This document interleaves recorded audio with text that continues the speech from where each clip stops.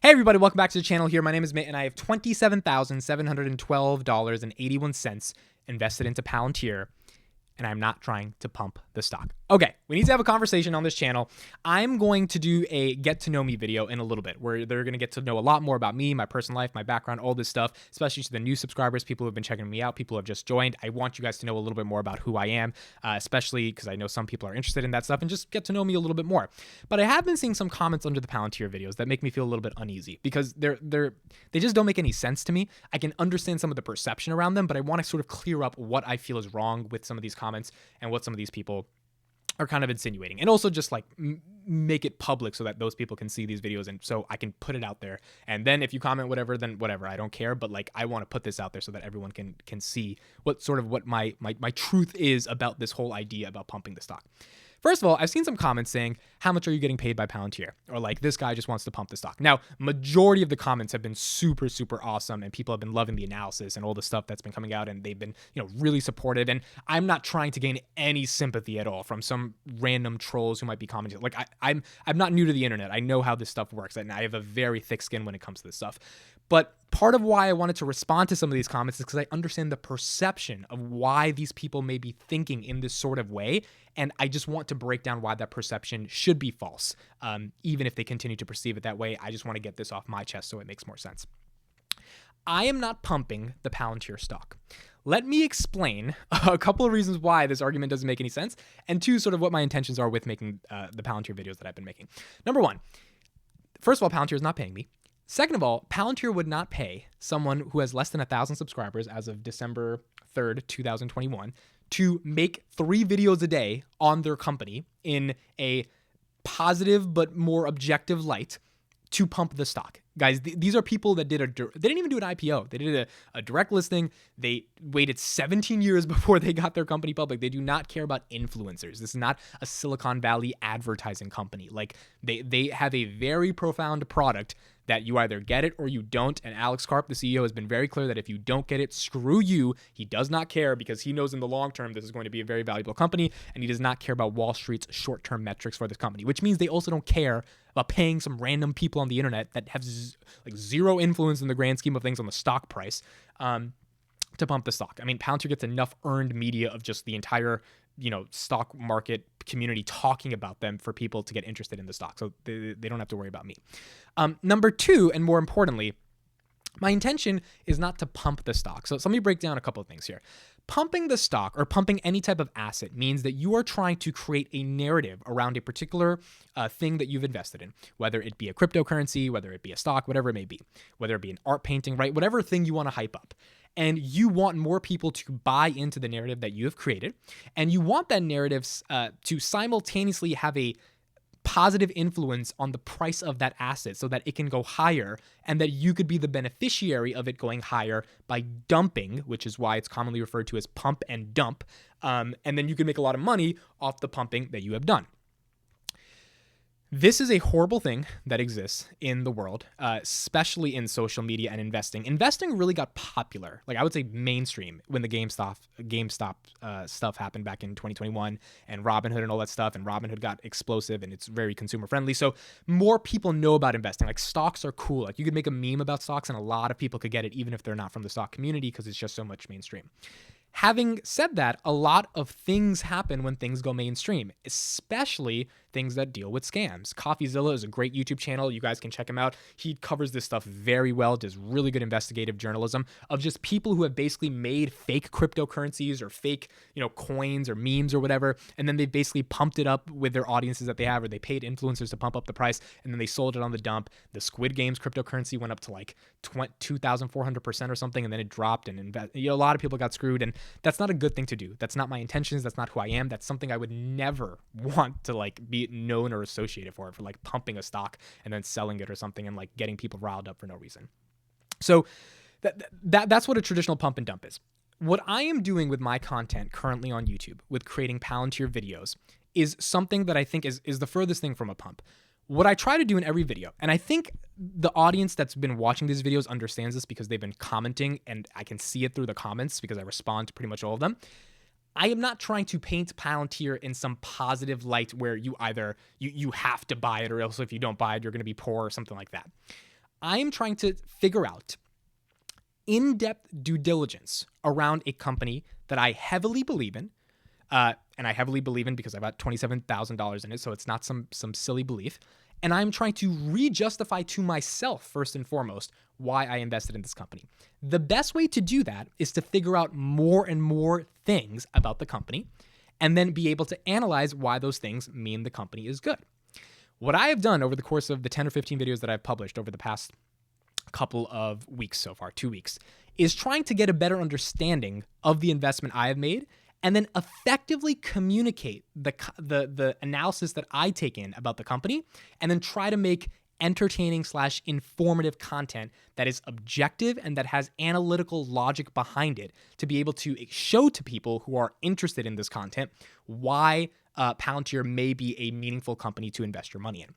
None of the videos that I've done so far, to the best of my knowledge, ever has said, guys, you need to buy the stock, or guys, they just secured $43 million from the Space Command. If you don't buy the stock, you're an idiot. Or, hey, if I were you, I would definitely buy the stock right now because it's going to the moon. I don't think I have ever said anything even similar to that. At the end of every video, I say, let me know your thoughts, let me know your analysis, and I give my take after presenting objective analysis, which is, hey, like, so for example, I did a life and sciences video with Palantir.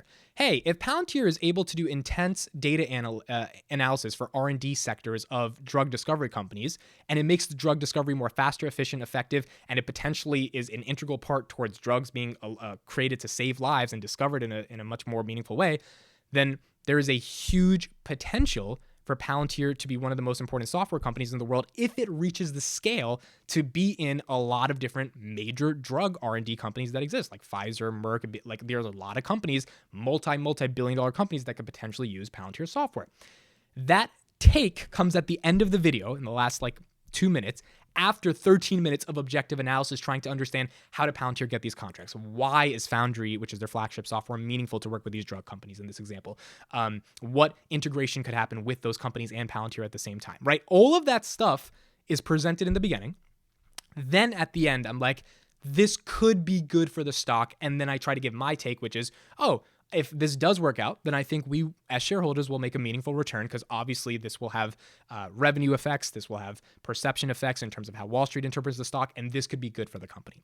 Every video, that's what I'm trying to do, is trying to find analysis. Why did Palantir invest in this SPAC? Why did Palantir do this? Why did Palantir do this? How is Palantir working with this company? And then give a take on what that means at the end of the day for the company. Now, a lot of those takes end up being seemingly positive. Why? Because that's why I invested $27,000 into the company, because most of the analysis I have done is, this is a gem of a company, and I think it could actually be big.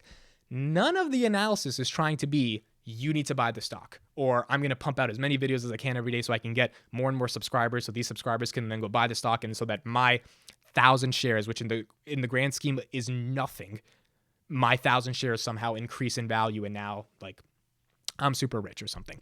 That's not what I'm trying to go for here. And I think I don't even have to prove that I'm trying to do that because I'm seeing through the comments, people are appreciating the quality analysis. People are appreciating the level of research that it takes to actually make these videos. And people are also appreciating the communication style I have in terms of making my analysis and making it meaningful for people to consume. And that matters to me. The real examples of pump and dumps that exist are people that, for example, might have bought a cryptocurrency. Let's just use Dogecoin. I'm not hating on anyone that does Doge, but let's just say that. At 55 cents, right? Because they thought it was going to the moon. And now it's at 20. And they're like, oh, shoot. If this doesn't get up to at least 50 cents, I'm going to lose a lot of money. And maybe it could get to 51 and I can make at least a little bit of profit. These are the types of people that now, because they're down so much money, are going to build entire social media brands around the Dogecoin army or whatever. And they're going to be pumping out tons and tons of content that is not objective, content that has no research, content that has no analysis. This is not the real Dogecoin people. I'm just talking about the general pumpers.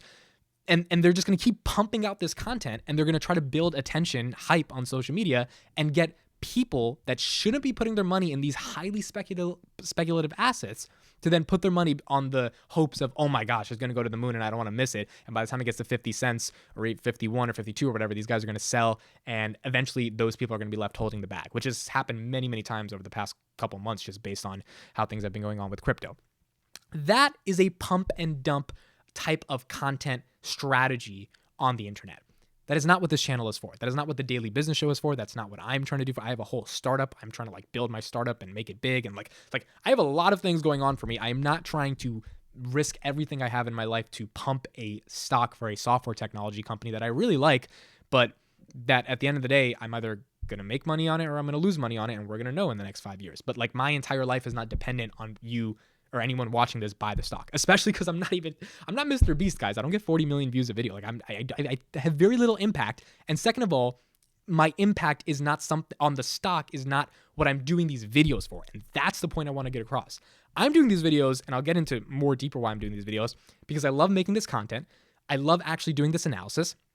And I love learning more about the investment that I made. And it seems like, based on the comments and the response that I'm getting, other people are appreciating the way in which I communicate this information. And because people are also invested in the stock, they have a reason to watch the videos. They have a reason to understand more analysis about the videos. They're searching for this content because they care about this, because they're invested in the stock or they're thinking about investing in the stock. And my content is helping them understand more about Palantir. And that's all I wanted to do. Like, I don't think I've ever said, buy this company, is going to go to the moon. No, every video is just like, here's the analysis, here's the information. And if you think it's meaningful, then you make your own investment decision at the end of the day. Like if you buy it or you don't buy it, it really doesn't affect me. like I'm holding this for the next 5-10 years. It's either going to go up and I'm going to make money, or it's not, and I'm not. And like, we will see what happens. But I have zero interest in making sure random people on the internet find my content and now start buying the stock so that I can make money off it. That's just not my goal here. Final thing I want to say here. It still begs the question, okay, Mitt, why are you pumping out so much Palantir content, right? Why are you doing this? This is very important to understand. I'll get to this more in the video that I do, which is like a more get to know me video, which is when you find a form of content or a medium of content that is working when it comes to building an audience from an algorithmic perspective on the platform that you're posting on, and from an audience building perspective, you need to go all in on that method of creating content. What does that mean? If you make dance videos on TikTok, and when you do a certain dance to a certain song, it gets a lot of views and it gets a lot of attention and you get a lot of positive feedback. What you need to try to do in order to build an audience is continue pumping out that content, not because you're greedy or you're thirsty for likes in social media. It's because the way algorithms work on platforms is you need to be able to develop brand authority within a certain niche before people even care about you for your other ideas, your other thoughts, your other topics, etc. So if you're a dancer, but you have thoughts on like the economy, you can get people who like you for dancing to care about your thoughts about the macro level and micro level economics of the world.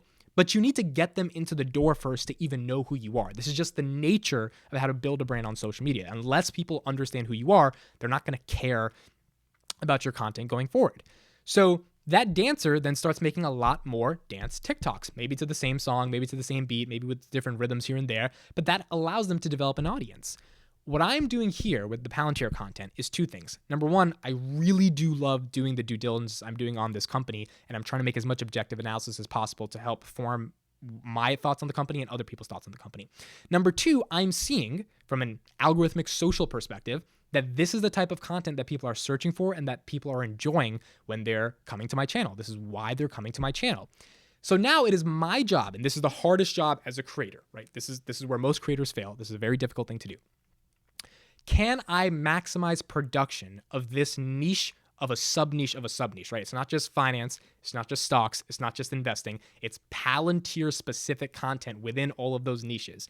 How can I maximize the output of that content in order to maximize the reach of people that are consuming that content to ultimately get them to discover who I am and hopefully enjoy the content? That means I can't BS the videos. And I'm being very honest here. Like you can't BS each and every video, right? You can't just make up something and talk for 5 minutes, some mumbo jumbo, put Palantir in the title and hope that it ranks. That's not how things work. And I know a lot of YouTubers that do that actually, and I've seen some of those YouTubers, and they actually have big followings, like 40, 50,000 subscribers. And I'm just like, I guess you can play the algorithm game like that, and I guess you'll get 2,000-3,000 views a video and you'll make whatever ad revenue you make from YouTube. But I'm like, that's not the way I want to do this. Like, that's not my goal here, to just make some BS video, put Palantir in the title and get you to click and give you like maybe 50 seconds of valuable information and then try to fill up 10 minutes because YouTube likes 10-minute videos and then try to fill up my watch time. Like, that's not the goal here. And I think when I'm saying that, it's very genuine, because the comments that I've been getting on the content that I've been putting out has been, oh, you're actually giving quality analysis on the company. You're doing a lot of research to be able to create meaningful, interesting content around the company. You're not just doing this to pump the stock or doing some nonsense. So that's the hard line. It's like, all right, you found a niche that's working as a content creator. How do you maximize the output of that content while not sacrificing and trading off with the quality of the content that you put out? That's the big challenge here. And I'm trying to work through that challenge. And I'm trying to figure it out. I have a lot of ideas on how to keep doing that. I have a lot of confidence in myself that I have the ability to do that. So I'm going to keep doing it. And we will know based upon the numbers if people enjoy or people don't enjoy the content. I am very confident they will, simply because I have strategies around this. I'll explain a little bit more in the social video that comes out about Get to Know Me. I've been doing content for 6 years and not doing it really successfully. So there's been a lot of failing and trying before I even got to this point to find something that might work and something that ultimately may have a shot of being big. So that's the first thing. The second thing about this is that what I said in the beginning is using the content that I'm creating right now as a funnel to gain more discovery to the channel. Ultimately, my goals are, I'm not going to be talking about Palantir for the next 10, 15 years. This YouTube channel is, the Daily Business Show is not called the Daily Palantir Show. It's called the Daily Business Show. People are enjoying Palantir content. So as a media company, you have to think of every YouTube channel as a media company. You have to think, oh, I should give people more of what they want without sacrificing quality. That's a very hard thing to do. But if you're able to do that, you're able to scale. If we can get, I don't know, I'm throwing out a random number here, 5,000 subscribers. 5,000 subscribers that really came for the Palantir content and they enjoyed the Palantir content. But more importantly, they enjoyed the person talking, communicating the content that was around Palantir to them. Guess what? When you make a video next time about something that's not Palantir, it might not get the same number of views, but it will get some percentage of those people to actually watch your video. And when you get, or consume whatever content you create. And when you get some percentage out of the 5,000, let's say it's even like 700 people to watch the next video, you're developing a core audience with those 700 people because they enjoyed your commentary on something they were interested in, like Palantir, like your TikTok dance. Now they actually are giving you a chance to enter their attention economy, their stream of consciousness about your thoughts on the macro level economy, or my thoughts on Facebook, or my thoughts on Square, or now referred to as Block, or my thoughts around options trading, right? So what I'm trying to say here is when you see content creators double down on a specific mode of content or a specific method of creating content, they are recognizing, oh, this is what is working from an algorithmic perspective and from an audience building perspective. The ones that fail, even when they make that recognition, is the ones that sacrifice quality because they don't know how to maximize the output while still remaining within that sub niche and be able to build brand authority on top of that. The ones that win are the ones that are genuine, that are true, that have no other alternative motto other than just trying to continue to build an audience and make meaningful content that is going to affect people's lives, and also have the capacity to then do something different. If you're a TikTok dancer, but you can talk about the economy and you're good at that, you're going to get people to stay. It's not going to be all the tens of thousands that were watching your TikTok dances because they just didn't care about your thoughts on the economy. But if you get a couple thousand too, that's still better than nothing. And in this attention economy, everyone's fighting for a little bit more of attention. So if I can build a core audience that subscribes because they like the Palantir content and they're getting more of that and they enjoy that content, but I can also give them other forms of analysis and thoughts around business because it's called the Daily Business Show, because I've earned their trust as an authoritative figure that is able to effectively communicate the ideas and thoughts and ultimately opinions I have around what's going on in the world of stocks, business, investing, finance, etc., then that is the process of developing an audience. And that audience hopefully can scale over time because this is something that I'm looking to scale and something that I can then be able to ultimately build as a brand and as ultimately a business and something that could really work. But the goal in the beginning, again, is trying to get people to even discover and know who you are. There are 500 hours of video uploaded per minute on YouTube. There are billions of videos, and YouTube has one home feed on your mobile and on your desktop, right? They have to pick which videos are they going to show to the right people.